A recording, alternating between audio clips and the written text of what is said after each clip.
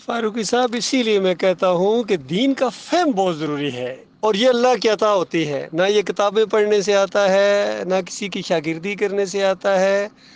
نہ قرآن کی زیادہ آیتیں یاد کرنے سے آتا ہے، نہ گرامر یاد کرنے سے آتا ہے، سیغے رٹنے سے نہیں آتا ہے، مخرج ٹھیک کرنے سے نہیں آتا ہے، یہ اللہ کی دین ہوتی ہے۔ تو یہ آپ بات کبھی بھی نہ کرتے اگر آپ کے اندر وہ والا یعنی فہم ہوتا جو قرآن و حدیث کا فہم ہے۔ آپ کہہ رہے ہیں کہ آپ نے تو ڈاکٹر صاحب کو دیکھا بھی نہیں تھا، آپ تو 87 میں آئے تھے، تو جو ڈاکٹر صاحب کے ساتھ رہے بتائیے ان کا کیا حال ہوا ہے؟ محمد حنیف کہاں جا کے کھڑا ہوا؟ عبد القادر سومرو کہاں گیا؟ امیر بادشاہ کدھر گیا؟ غضنفر جو سب سے زیادہ ڈاکٹر صاحب کے ساتھ رہا تھا، چشتی، وہ کدھر گیا؟ خود آپ کی کیا حالت ہوئی ہے؟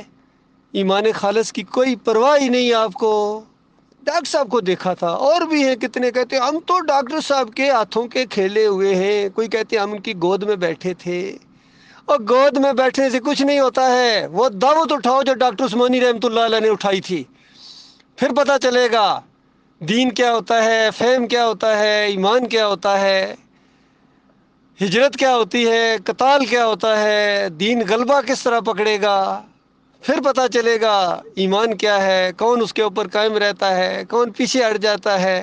کون دنیا کی طرف جھک جاتا ہے۔ تو یہ جو آپ کے ذہن میں ایک تصور ہے، پھر تو اس کا مطلب ہے کہ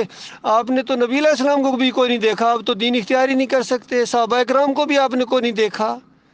بھائی جنہوں نے نہیں دیکھا ہے کئی دیکھنے والوں سے زیادہ آگے بڑھ گئے، اور پھر نبی علیہ السلام کی وہ حدیث ہے۔ اسی لیے میں کہتا ہوں کہ فہم ضروری ہے، کاش یہ ساری چیزیں آپ کو معلوم ہوتی ہیں یا ایمان ان کے اوپر ہوتا پوری طرح۔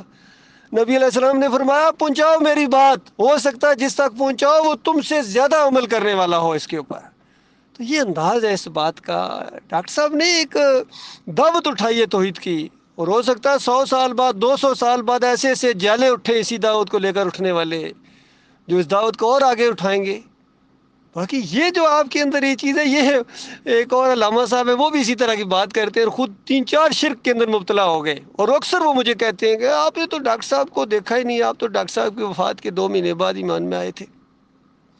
ایمان میں آئے تھے، کلمہ پڑھ کے آئے تھے، غسل کر کے، الحمدللہ جب ایمان کی سمجھ میں آئی تھی تو غسل کر کے کلمہ پڑھا تھا، لا الہ الا اللہ محمد رسول اللہ، اور پوری دل کی گہرائی کے اندر یہ کلمہ اتر گیا تھا، ساری باتیں سمجھ میں آ گئی تھیں۔ اسی وقت میں نے دعوت اللہ شروع کر دی تھی، راجہ بازار میں، بسوں میں، ہر جگہ۔ اس وقت مجھے نہیں پتا تھا کفایت اللہ فاروقی کون ہے، اور ڈاکٹر عمر خطاب کون ہے، اور محمدی گل کون ہے، اور محمد حنیف کون ہے، اعظم صاحب کون ہے، مجھے نہیں پتا تھا۔ میں نے دعوت اللہ شروع کر دی تھی ہر جگہ، الحمدللہ اللہ کی مہربانی سے۔ اس وقت عہد کر لیا تھا کہ یا میری جان جائے گی یا یہ دعوت غلبہ پکڑے گی، اسی کو معیار بنایا جائے گا، چاہے افسر ہے، چاہے جوان ہے، چاہے فوجی ہے، چاہے غیر فوجی ہے، چاہے راولپنڈی کا رہنے والا ہے، چاہے کراچی کا رہنے والا ہے۔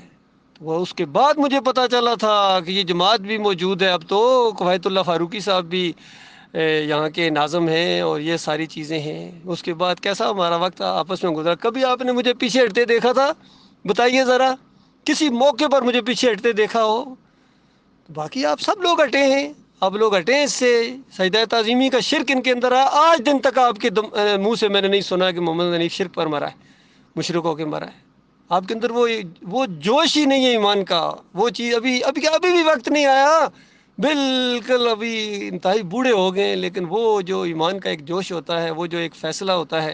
وہ جو ایک انصاف والا انداز ہوتا ہے، وہ ہمارے پرانے بھائیوں کے اندر سے غائب ہو گیا۔ بڑے بڑے پرانے، کوئی کہتا میں 40 سال سے ہوں، کوئی کہتا میں 50 سال بیت گئے ہیں میں، وہ کیا اسی لیے ڈاکٹر صاحب کہا کرتے تھے کہ کتنے لوگ ہیں عرصہ دراز سے ہمارے ساتھ ہیں، ابھی تک ان کو یہ بھی نہیں پتا چلا ہم کہنا کیا چاہتے ہیں۔ تو ایسے ہی لوگ تھے جن کے بارے میں ڈاکٹر عثمانی رحمۃ اللہ علیہ کہا کرتے تھے۔ باقی اللہ کی یہ دین ہوتی ہے، اللہ تعالیٰ نے یہ ایمان دیا ہے، اس کا لاکھ لاکھ شکر ہے۔ ایک لمحے کے لیے بھی ہم اس سے پیچھے نہیں ہٹے، نہ اس سے ہٹنا، اسی کے لیے جینا، اسی کے لیے مرنا ہے۔ اب تو شوق اور بڑھ گیا ہے الحمدللہ شہادت کا، اور اللہ کے دین کو غلبہ کرنے کا، اور ایمان کی اور زیادہ مٹھاس پیدا ہوئی ہے، اور زیادہ اس کی قدر ہوئی ہے کہ پرانے نہ دیکھو، پرانے ہیں، بڑے پرانے ہیں جی، ان کا ایمان تھک گیا ہے، یہ بیٹھ گئے ہیں، پیچھے ہٹ گئے ہیں۔ آگے بڑھو، ابھی بھی موقع ہے، سانسیں چل رہی ہیں۔ ایک دفعہ موت آ گئی تو یہ یاد رکھیے کہ اس انداز، اگر دوکھلے انداز سے موت آئی تو یہ منافقت کی موت ہوگی، اس لیے توبہ کرو، ایمان کی دعوت موجود ہے، پلیٹ فارم موجود ہے، ساتھ دینے کی بجائے الٹے بات ٹانگیں کھینچنے میں آپ کے حصے میں آیا ہے، حوصلہ شکنی آپ کے حصے میں آیا ہے مومنوں کی، تو ٹھیک ہے کرتے رہو، ہمارے اوپر کیا فرق پڑنا ہے، یہ تو تیز چلتی ہے تجھے اور اونچا اڑانے کے لیے، ہمارا تو یہ ذہن ہے، کسی پر چوٹ لگے کوئی ناراض ہو، ہمیں کسی کی پرواہ نہیں ہے، کوئی ہمارا نہیں ہے جو اللہ کے دین کے ساتھ مخلص نہیں ہے۔ اللہ تعالیٰ مخلص لوگوں کو ہمارا ساتھی بنائے گا، نئے آئیں گے، ایک سے ایک بڑھ کر آئیں گے انشاءاللہ۔ یہ پرانے چلے ہوئے کارتوس، ان سے ہمیں کوئی امیدیں نہیں ہے، یقین کیجئے، بالکل یہ چلے ہوئے کارتوس ہے، بالکل ان کے اندر وہ چیز ہے ہی نہیں ہے، وہ جوش و جذبہ رہا ہی نہیں ہے ان کے اندر، تھک گئے یہ پرانے ہیں، چونکہ بہت زیادہ پرانے انڈے ہیں یہ، اب بالکل ان کے اندر سے کیا نکلے گا، کچھ بھی نہیں نکلے گا۔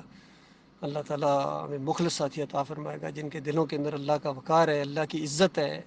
اور